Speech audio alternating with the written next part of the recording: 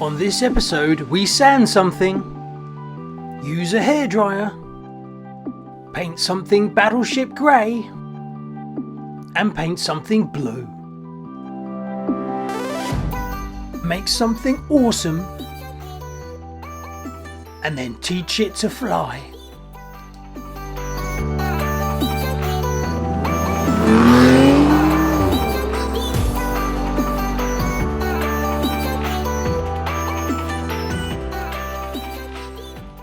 Hi and welcome to RCKicks. On today's show we're back focusing on the Clod Buster.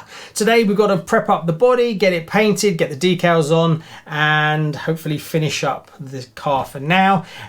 For some of you eagle-eyed people, you notice that the suspension has now changed. I have fitted oil springs and shocks on the front of the car. I haven't run it yet, so I don't know how it affects the handling and jumping and things like that. So now I would normally paint this with TS Tamiya paint, but as deliveries are very slow going at the moment, I went down to the local car shop and I picked up some plastic primer, clear lacquer and a Hyundai Sapphire Blue Metallic. Because I wanted it to pop and I wanted it to be vibrant. Now this car is actually made up of two colours. You're supposed to do the bottom section in grey as well as the tailgate. You are given some masks, but I'm not sure whether I'm going to do that or not. I don't actually have any TS silver. I do have PS silver, which I could possibly use as I'm going to lacquer the car, or just go back down to the car shop and pick up some silver. But I'll paint the whole car blue first and then I'll decide whether I'm going to do the silver or not. Now the decals are quite busy and they're not really to my liking. I'm not a super fan of them, so leaving it blue on both sides wouldn't really make that much of a difference, and I think a lot of people didn't even notice that the bottom section is done in grey. Now you've got to be really careful with hard bodies because it's very easy for it to flake off. So you've got to key it really well to make sure that your plastic primer can get into the surface and bond well. Otherwise, the minute you flick it over, it will just crack and it will all peel off. And you just wasted all your time.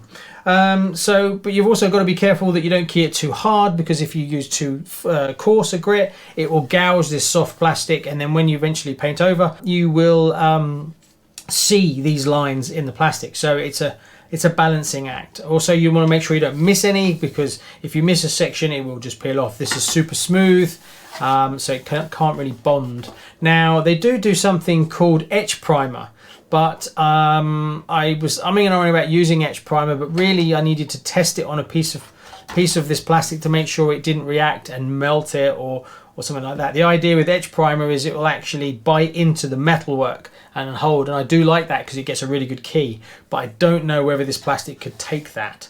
If anybody's used etch primer on these bodies, put a comment below because I'd love to know, because I think that would give you a good bond if the plastic doesn't react. We've got to paint up the front grille. I'm not going to leave it like this. I'm going to do it black around here. So it's going to take a while. So first things first, I'm going to key up the body and then I'm going to plastic primer it, and then I'll be right back.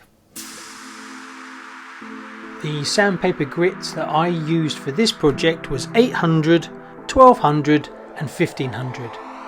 Now there was two mould lines that ran up the side of the cab, so to remove those I used 800 grit, and then after I'd actually cut them back I then went to 1200. After all that sanding, I washed down the body, and to make sure I got rid of all the water I used a hairdryer. Also, it's good to get the plastic reasonably warm, so when you lay down your primer coat you get a better bond. After 3 layers of primer you should end up with a nice smooth finish. Any issue areas will need to be sanded back and primed again. Applied PS31 to the grille. This is what the body looked like after 1 coat of sapphire blue. Now laid down 3 coats of sapphire blue and it's starting to look more uniform. I cut back the lettering with polycarbonate cleaner.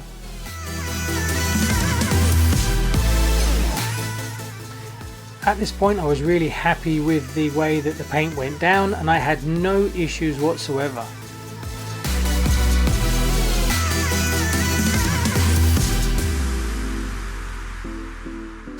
I know I said I'd come back to you after I'd laid down the primer, but I got a bit carried away and it was going so well. I've actually laid down the actual colour, the metallic blue. It's been 24 hours, so it's now dried up quite nicely and it's now ready for the lacquer. Now, I've been umming and ahhing about doing the back section in dark grey as per the box art, but I've decided that I like the blue as it is, so I'm going to stick with it. I'd have to actually mask it off, then I would have to put white, and then I put the grey over the white as well, because this blue is a dark, rich blue. So if I put the grey over it, it'd just be very, very dark. So for the sake of time and effort, and this is going to be a running body, I don't think it matters too much. I actually love this blue. I think it suits the truck really well. Also, the decals are very, very colourful, so I don't think it's going to look too bland anyway. From that point of view, so we're going to go with it. So next I've got to lacquer it. Now, one mistake I made in the last shot that I was talking to you was about wet sanding back the paint. Now, this is metallic. You don't wet sand back metallic, you just do that for normal paint. If you wet sand back metallic, it goes dull because all the flakes go dull. So what you do is you lacquer it and then you wet sand the lacquer. That's the way you do it on this one. So that was a mistake I made before. Also, I've done the grill. The grill's all come up really nice. I used Tamiya smoke paint to do this section, and then I used polycarbonate cleaner to remove it over the text to bring the 4x4 back out. A little bit of yellow orange paint for the indicators, and then I smoked the lights a little bit before I fitted them to give it a little bit more texture, and I'm really happy with it. It came out and it was nice and easy, so I can highly recommend that technique for the grill. Right, I'm gonna shake up the lacquer, get out my face mask, and then paint this up. So I'll be right back. Wish me luck, because I don't want to screw up this paint job because it's looking really good so far. I had one issue where the lacquer was pooling on the top of the tin and then dripping. I actually got a drop, as you can see here, on the bonnet.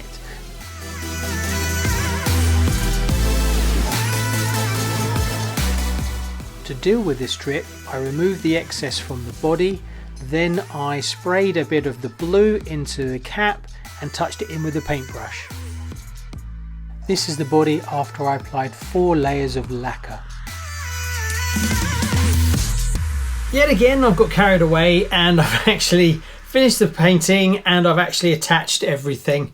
The paint is dry, but it's still very soft. So I'm going to wait another 24 hours before I T-cut and polish the paint and then fit the decals. So that's what I'm going to do. I've got to let it dry. It's still super soft. I could scratch it myself with my finger now if I tried. It needs a little bit longer before I actually polish it up, but it's coming up okay. I had one issue where when I'm spraying, there was build up on the lacquer on the ring around the aerosol can, and then every now and again it would flick. So I actually have a tiny little imperfection at the front here, and I did have one just inside the bed.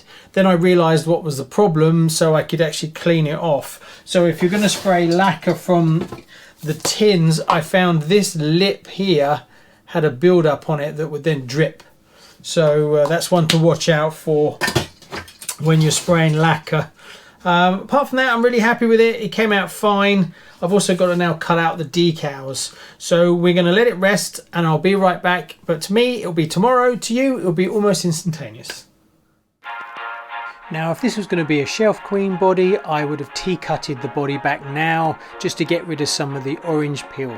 But as the paint looked pretty good, I was lucky enough to get it really shiny and reasonably smooth that I just thought, as a running in body, I'll just leave it as it is.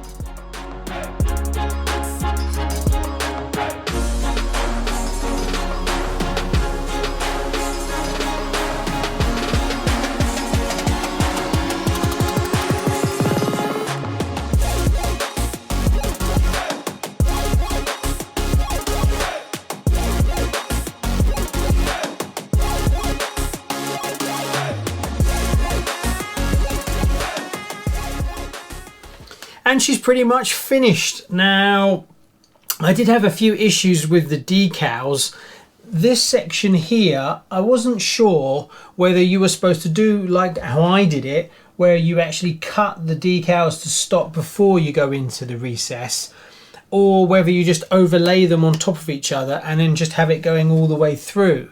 Now, on a real truck you would actually have a gap, and I thought if I just leave it, it did look better, but I'm pretty sure it wouldn't take long before you get water in there and things like that. So I actually cut them back.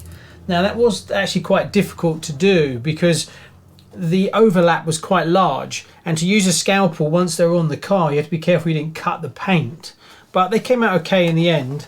But put some notes in the comment how you did yours. I'm not a big fan of the decals, and I actually think the car looks better without them really, and if I'd have just done a stripe it would have looked more realistic as a truck. This colour suits this truck really well, and it kind of looks like a colour that the real truck would have come in, but it's okay, you know. The decals do make it pop a bit. It was a bit bland. I did leave off the front stickers that go up here because I thought that was too much as well, and I did and about keeping this sticker on, but yeah, I'm happy with that one there. Getting them to line up at the back was a little bit of a challenge, but I did okay. It is fractionally high, so it lips over a little bit, but it still looks fine, so I'm happy with that. The front and rear went on really nicely, so no issues at all. What's next? Well, we're going to take it for a blast around the garden now because I've changed the suspension on the car. I'm going to put softer oil in, and I'm going to change the springs to some softer springs. One thing is that the actual travel that you get on the car bottoms out after just a small movement, and what it's actually doing is it's hitting the steering rod top. Now I plan to put servos on the front and rear of this truck, and they're coming from America right now, but until I have that I can't extend the travel, so I'm not going to spend too much time trying to dial in the suspension as it is now until I've fitted the servos on the axles, because when I remove these, because I won't be using these sections anymore because it drives from this front pin, it will mean that the body can drop probably another 8 mil, which would give me a lot more travel. Then I will dial in the shocks so that I can use all that travel. Also, I almost bought a chassis, but I couldn't get it at the price that I wanted it, and that was a full carbon one. So I'm on the lookout for a chassis for this. So if you see a good value metal or carbon chassis for this, and you think it would be worth me putting it on it just to show you guys and to see what it's like, put a comment below or contact me at gavinevans@rckicks.com, because I think that's where we're going to go with this. What other mods are we going to do? I'm tempted to do the wheel spacers to make the wheels go further out. I actually like the way that you can have it where you can have the chassis longer, so you put longer arms on it to have the wheels further back, so the stance is that looks really nice. So I'd like to do something like that. So yeah, right, let's take it for a blast around the garden.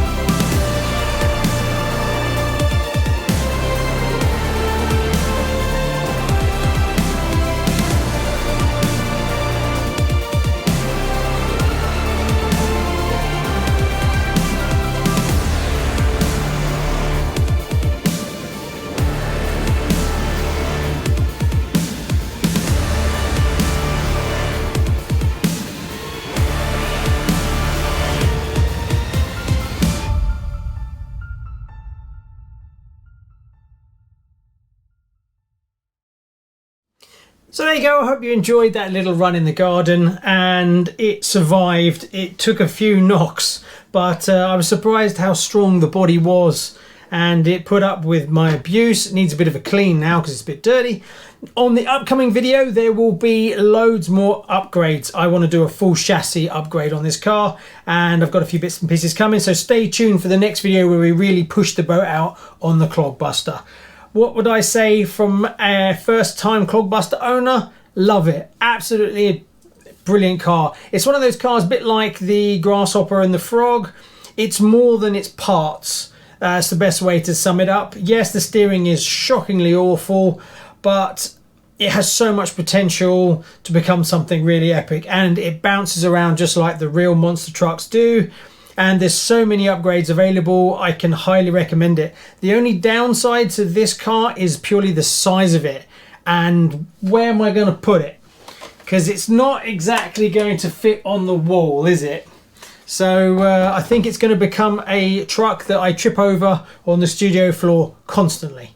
Anyway, thanks very much. Please like and subscribe if you haven't already. There's tons more stuff coming, and we're going to be jumping from the Super Clog to a Formula 1 car next, so stay tuned for that one. Just like to make a big shout out to all my Patreon supporters who make this whole channel possible. Thanks guys, I really appreciate it. See you on the next one. Check out one of these RC Kicks videos for some more RC fun.